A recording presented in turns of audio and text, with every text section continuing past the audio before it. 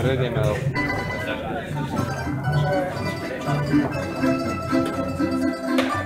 Makaj. Atrakcia. Budúce povolanie.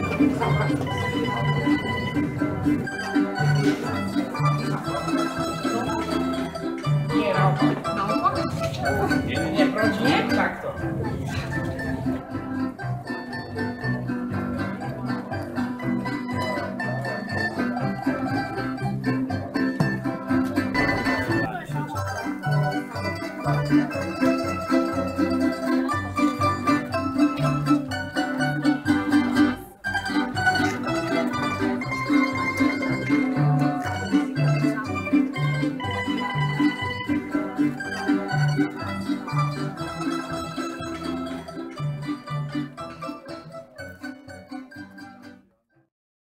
Že my ako Slováci sme si nemali čo povedať napríklad s Grékmi, so Španielmi alebo s Talianmi, čo nás celkom mrzelo.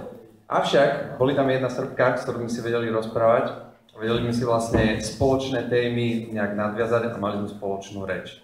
Preto nás napadlo, že by sme mohli vytvoriť tento projekt, ktorý by vlastne spájal slovanské národy. Tým pádom, že máme spoločnú kultúru, spoločné tradície, určite aj spoločné témy na rozprávanie. No išlo o to, že ako ste mohli vidieť na fotkách, videli sme, že sme boli v tom Taliansku na Európskom mládežníckom parlamente, kde sme zastupovali Slovenskú republiku a boli tam krajiny z celej Európy a tak sme sa prechádzali po večeru vonku a podobne, trávili sme svoj voľný čas a nevedeli sme sa nejak dohodnúť s ostatnými národnosťami, povedzme to tak, nerozumeli nám, nemali sme sa reálne fakt o čom rozprávať. A tak jedného takého pekného dňa, keď sme sa vrátili, sme došli do školy a povedali sme si, že prečo by sme takýto koncept toho Európskeho parlamentu nemohli preniesť na krajiny, ktoré si reálne majú aj čo povedať, majú podobné zvyklosti, majú podobný jazyk. A práve vám toto prezentujeme, takže možno to aj vyjde, no. Moje ime jest Ewa Nowożytny. Ewa to jest, говорю to za to, że Ewa to jest imię z Biblii. Nowożyn jest pisane przez RZ i jest czeskie, a Pilch mam pomysł. I z pochodzenia czeskie, oryginalno czeskie. I сейчас drugo Pilch to jest... Следующий шаг посольства молодых славян будет в Москве, где мы встретимся, и у нас открыты двери. Я думаю, что это будут ваши ученики, поляки. Я думаю, что господин директор, будут ваши.